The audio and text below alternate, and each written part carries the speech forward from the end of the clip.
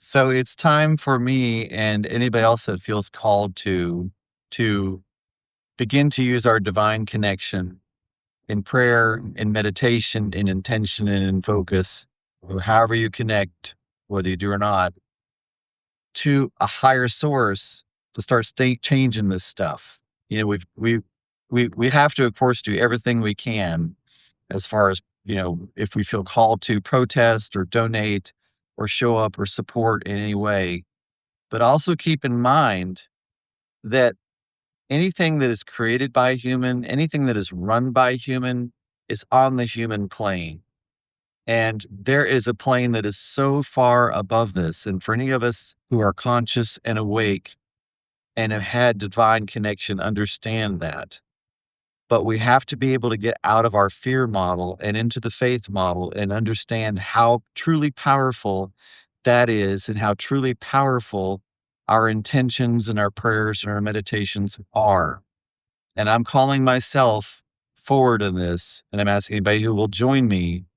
It's time to stand up and really put our efforts there and put our energy there and put our focus there to really get really clear about what it is that we want to see come forward and to use our prayer and use our meditation. For me, it's the angels and perhaps some transition souls. Not many of them, because a lot of them are problematic, but a few of them, some of our ancestors that have gone over. And there's so much of that energy. Perhaps you think I'm woo on that, and I don't really care. I don't have time. I'm 62. I don't have any F's left to what everybody else thinks about me. I'm actually really doing this video more as a call to myself than anything else. If anybody wants to join me, that's amazing. If nobody wants to join me, that's amazing.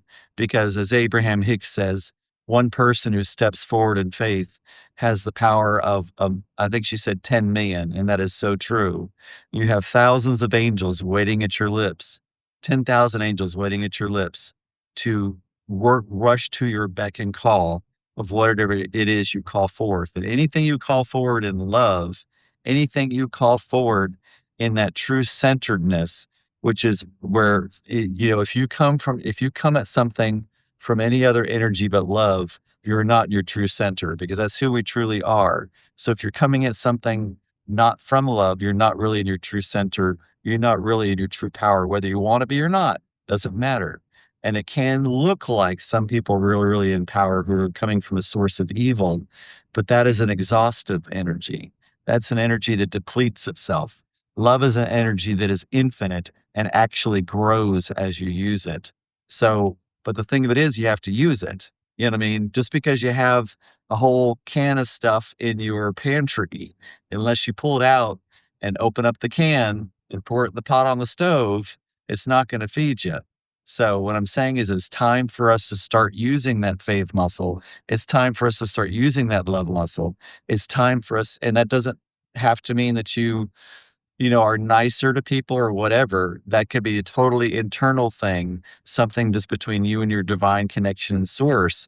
But we have to become very clear within ourselves. We have to start really working. And that's why I'm here at the gym at 4 o'clock in the morning, because I'm working on, I guess you might say, purifying myself. That's why I'm very careful about what I intake and the people that I'm around and what I listen to, and do yoga and meditation every day and work out every day and make sure I get as much sleep as I can every day and bring in as much positive thoughts I can every day, because I want to make sure I'm a super, super clear vessel for my own intention and focus, because gosh darn it, I've got some more years to live on this earth, and this place is going to be a beautiful place for my grandson. And that's what's going to happen no matter what. And so I'm asking anybody else who feels the same way and knows that they have a divine connection. It's time for us to get together. It's time for us to stop getting, in the muck. A lotus grows out of the mud, but it pulls itself out of the mud. It doesn't say stuck in the mud, but it uses the mud as a source for regeneration. It uses this as the mud as a source to being called to be greater. And that's where we are. We're in the mud, but we're lotus, just like in the Buddhist tradition.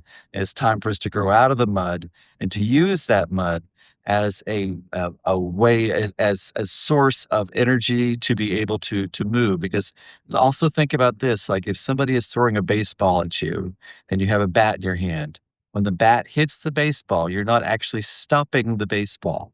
What you're actually doing is you're redirecting the force that the baseball actually already has. That's physics. And that's the same with this right here. Any energy that somebody throws at you, if you need to change its direction, all you need to do is change the velocity, which means you're not stopping the force and restarting the force. It actually means that you're taking the force that it already has and you're bending it to your will. So anything that anybody throws at you, it's a gift. It's a gift. It's, do you have the bat and do you have the skill? Do you have the focus? Do you have the intention how to redirect that force for good? And how do you do that? By getting super clear in what your intention and focus is, getting super clear in your mind, body, and soul, and to start focusing on your faith and stop focusing on your fear. So, calling that to myself. If anybody else hears it, great. If nobody else hears it, great. It is as it is. And love, peace, and release.